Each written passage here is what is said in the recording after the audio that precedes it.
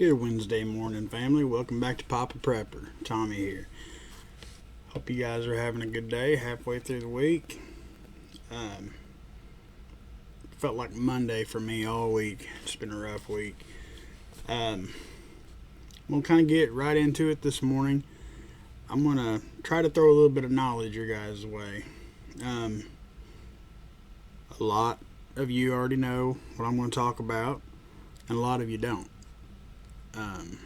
And I'm no professional at this. I've learned a lot this past year. I've learned a whole lot the last couple months. But I'm going to talk to you a little bit this morning about, and I'm going to be reading this. It's from a website called The Truth About Guns. Okay? With everything coming at us, I know there's a lot of new firearms owners, a lot of new shooters, a lot of new people learning the ins and outs, the rules, the loopholes. So I'm going to start off with the National Firearms Act, NFA. I know that's something that most of you all have heard of, but a lot, maybe most, don't actually know what that entails, what it is. And a lot of it, you know, what's his name? David Chipman. If he gets his way, if he's been nominated to, lead up the ATF, or head up the ATF, I'm sorry. There's been a lot of talk about what he's going to do if he gets in there. And it says here, if Chipman gets the top job at ATF and gets his way, he'd regulate all assault weapons, which he can't seem to define, under the NFA, just like machine guns. And a proposed ATF rule would instantly convert lots of brace-equipped AR pistols into short-barrel rifles in the eyes of federal gun law enforcers. That means they'd be regulated under the NFA too. Then it goes on, but what is the NFA? The National Firearms Act of 1934 is one of the largest pieces of gun-related legislation on the federal books. It's a gun control act establishing certain limitations on the ownerships of certain firearms and accessories. As a result, some people really don't like it, other folks don't think it's gone far enough. And they go on to explain that they absolutely think it goes way too far. But, sorry, I shouldn't even wear this. It's bugging me. So, what exactly is the NFA, and what did or does it do? The National Firearms Act was enacted on June 26, 1934, with the goal of regulating certain classes of firearms. Excise taxes were placed on the manufacture and sale of machine guns, short-barrel rifles, short-barrel shotguns, as well as the curious catch-all of any other weapon, which are guns that fall in between the legal definitions of classes of guns. The NFA also covers certain devices such as suppressors. Why do they do it? Basically, to make it difficult for people to buy them. After all, letting Jimmy Two Times and Johnny Roast Beef buy a Tommy gun by mail order isn't necessarily the best idea. At least that was the thinking at the time. The NFA mandated the payment of a $200 excise tax on each of these regulated items, as well as registration using a dedicated ATF form. The registration meant that gangsters wouldn't buy them, and the $200 tax meant hardly anyone else could afford them. You see, $200 doesn't buy a whole lot today, but back in 1934, though, it was the equivalent of about $3,700 in current dollars. Bear that in mind next time you cringe about paying an ATF tax stamp. It's a relative bargain these days. Your grandpa would have had to take out a second mortgage. The average cost of a home was just under $6,000. Walking uphill both ways to snow to the bank to get it. Walking uphill both ways in the snow. Anyhow, some people were already thinking, oh, he means Title II. Not so fast, buckaroos. Title II firearms are defined by the Gun Control Act of 1968, which amended the NFA, expanding the definition of machine guns and including destructive devices. Instead, the NFA defines classes of firearms which are called NFA firearms and puts a tax on their manufacture and sale. Subsequent laws have regulated them further, which we'll get into at another time. So what are the NFA firearms? First are machine guns, which are defined as any weapon which shoots, is designed to shoot, or can be readily restored to shoot automatically more than one shot without manual reloading by a single function of the trigger. Any semi-automatic firearm that can be converted into select fire or fully automatic capability by easy mechanical means is also technically an NFA firearm. Short-barreled rifles are also covered by the NFA. These are defined as any firearm with folding, collapsing, or fixed stock and a rifled barrel that is 16 inches in length or shorter and or has an overall length of 26 inches or less. If the stock is removed after purchase, it still counts. In short, your AR-15, M1 carbine, or what have you falls under SBR regulations. If the barrel is 16 inches or shorter, or the firearm is 26 inches or shorter in overall length with the stock, if applicable, fully extended.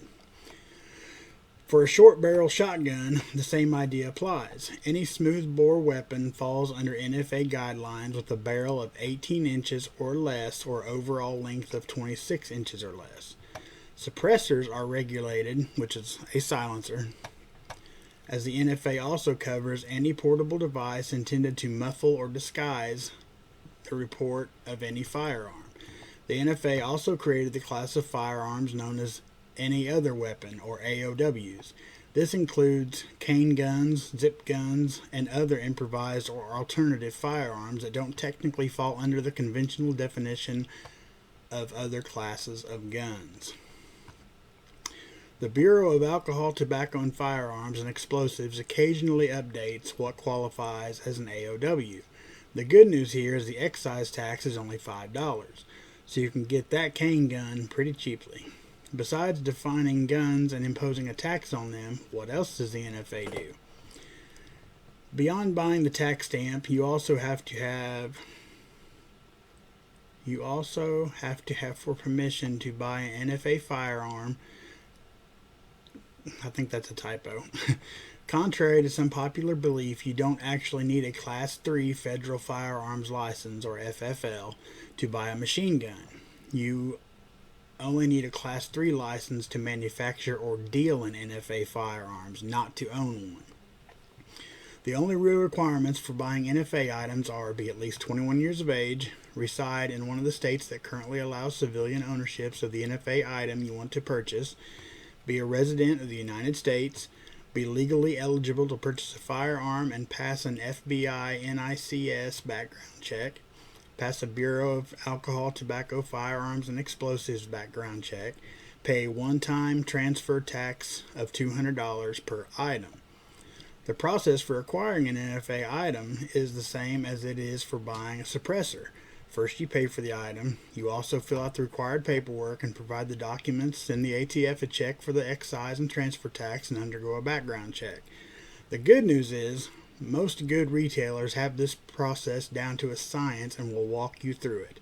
There's no reason to be intimidated. Thousands of people buy suppressors every day. A copy of your application is sent to the CLEO, Chief Law Enforcement Officer, in your city or county. You no longer need their permission, as you once did, but they are required to be notified. The ATF will eventually approve or deny your application. You'll be notified, and then you can take possession of the NFA item. We're almost done here. Be aware, if you want to take an NFA item across state lines, you'll have to notify the ATF by filing a form before you do so. The good news is that suppressors are exempt from this requirement. Also, be aware that the ATF requires you to be able to provide proof of registration for NFA items on demand. If you're at the range or on a hunting trip and are asked for your paperwork by a police officer, game warden, or ATF agent, you'll need to produce it. Some ranges even ask for this before allowing customers to shoot NFA items at their facilities. In short, always carry copies of your paperwork, including your tax stamp. Subsequent laws passed in 1968 and 1986 changed some of the definitions involved and eventually banned the transfer and possession of post-1986 manufactured machine guns. But all of what came later and wasn't part of the original NFA.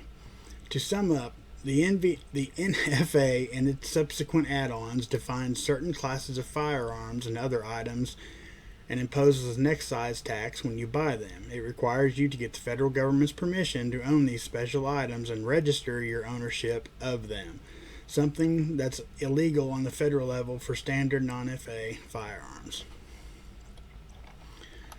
And I just wanted, like I said, there's a lot of newcomers to the gun world. There's a lot of questions. There's a lot of abbreviations, acronyms, all kinds of letters running around that a lot of folks just don't know what they mean, or don't know what it don't know what they need to do or what they can't do. And I think that's one thing that everybody should really, before you just go out and buy something, you need to check into it, read up on it, make sure that they're going to come gun grabbing eventually, you know what I mean? But as for right now, you need to familiarize with what rights we do still have and what you can and can't legally do right now. Another thing that some folks have been talking about are your children. Teaching them how to use a firearm, when to use a firearm, and a big thing is, what age do you think that should happen? There's a lot of questions that can go into that. Like somebody like me, or several of you guys, shooting a gun is kind of like a rite of passage.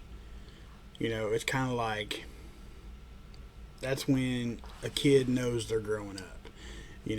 That's when they're old enough to start gaining responsibility, and old enough to start hunting and things like that. So you want to be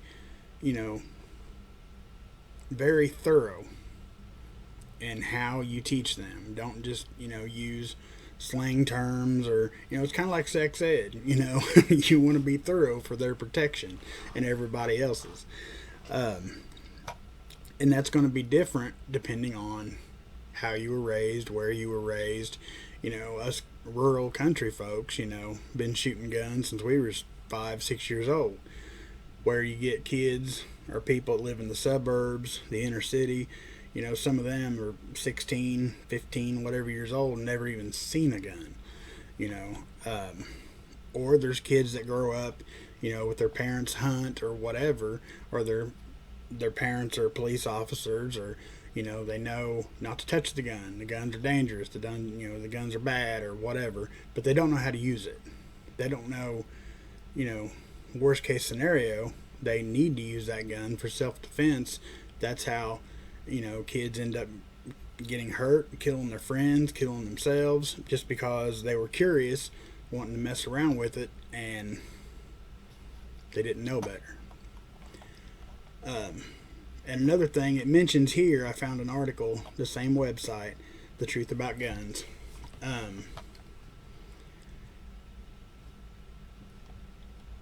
Is that you want to make sure, and this is with teaching a child or an adult, make sure they've never been traumatized by a gun. Make sure that they've never been threatened or seen somebody threatened by a gun.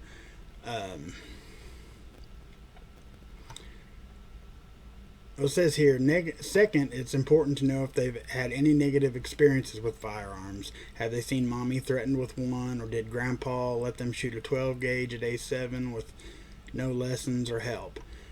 This is This is often overlooked in adults, not to mention children. It can have a serious impact on their ability to learn, as well as how I approach teaching them, and can literally mean the difference between life and death if they were ever faced with needing to use a firearm for self-defense.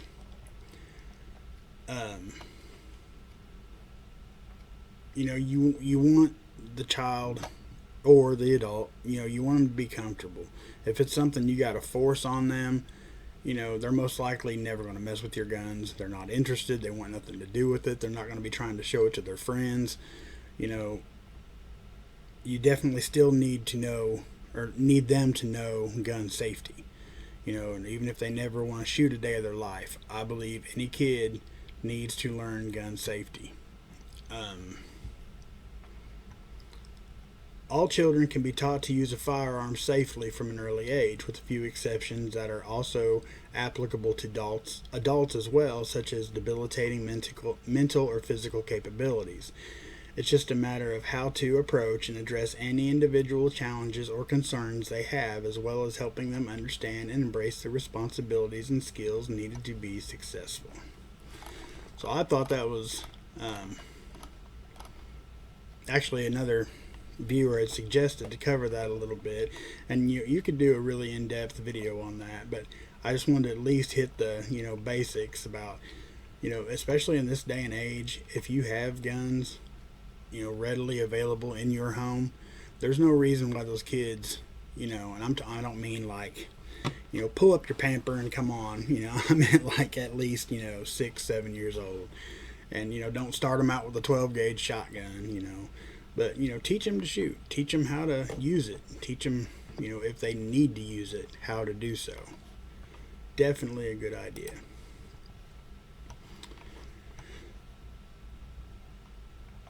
And there's one more thing that a lot of people don't realize.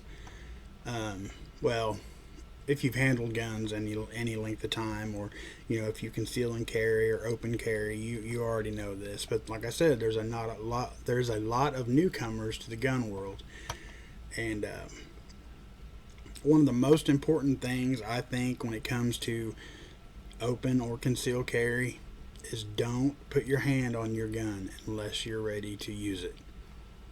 Don't put your hand on your gun unless you have to use it.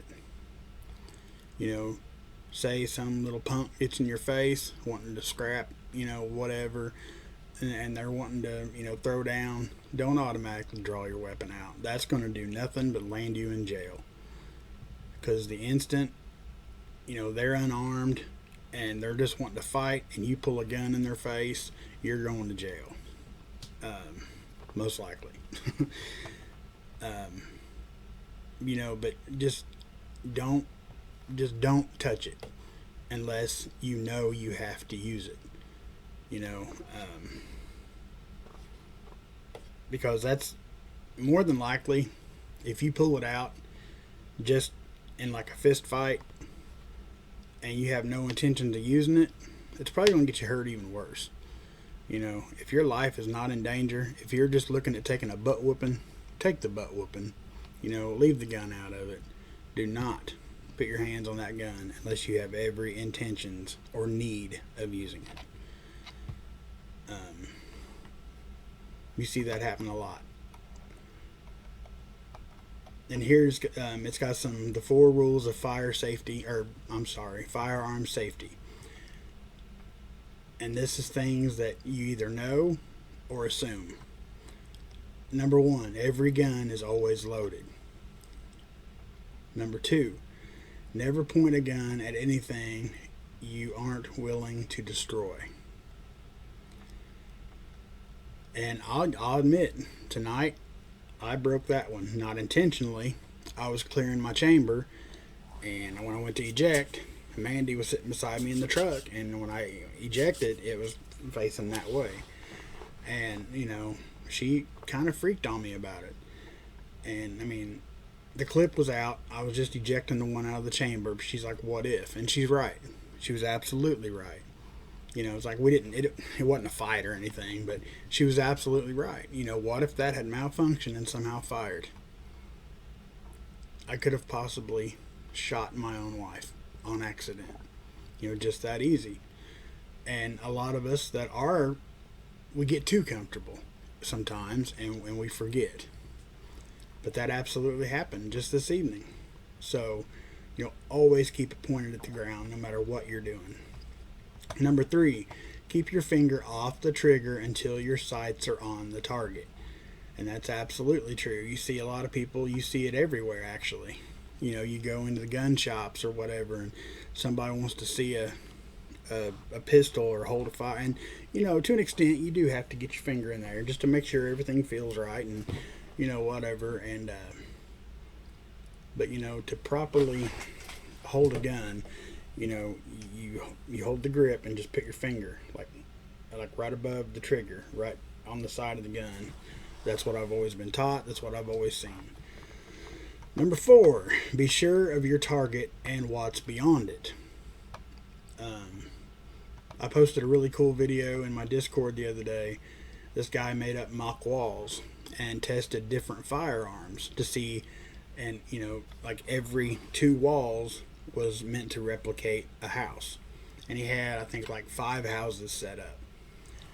And just like it was a 9mm Smith & Wesson shield. It went through 2.5 houses.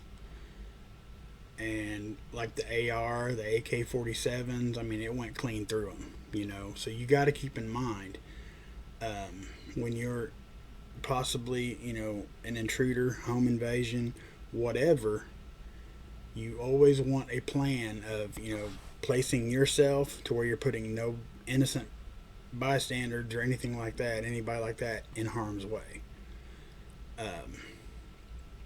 It's just something you always want to remember, and not necessarily just home defense. If you're hunting, anything like that, you got to always be aware of your surroundings.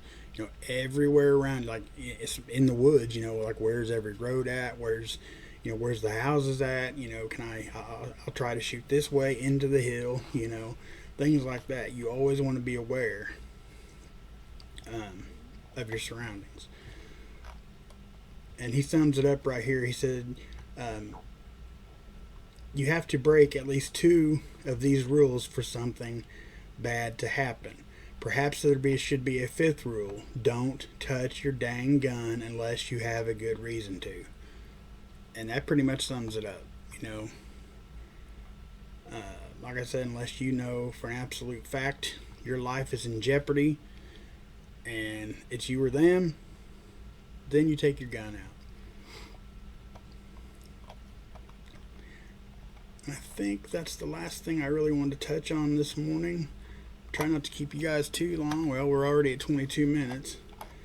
But like I said, these suggestions came from another viewer, and I thought it was a really good idea. So thank you, sir, for that. And there is a lot of education that goes behind, learning your firearm. You don't want to just buy it and shoot it. You don't want to just buy it and know what's there and never shoot it, never practice. You want to get to know it. You want to be comfortable with it. That it's your life preserver, or it's your means to survival, when it comes to hunting, providing food for your family. Whatever the case may be, you're going to want to be as close and personal with that gun as you can be. You want to know every in and out of it, every nook, every cranny. You want to know it as well as you know your significant other. But there's a lot of education you can do. There's a lot of great educational videos online, a lot of forums you can read. A lot of places offer free gun safety courses. A lot of people, or a lot of towns, a lot of counties around here, like the sheriff's department will actually do them. But if you're brand new to shooting, especially the way the world's looking right now, a lot of bad things could go sideways real quick. Just because you got a gun don't mean you're safe, especially if you don't know what you're doing. You don't know how to use it. You've never shot it. That's a bad spot to be in. So if you have intentions of buying firearms or using firearms, do just that. Use them. Get to know them. You know, if you don't know what you're doing, you don't know how to use it, you might as well be taking a knife to a gunfight. You're going to have the same outcome. So, until next time, guys, God bless each and every one of y'all. I love you guys. Take care of yourselves. Take care of each other. And I'll see you next time. Poppaprepper out.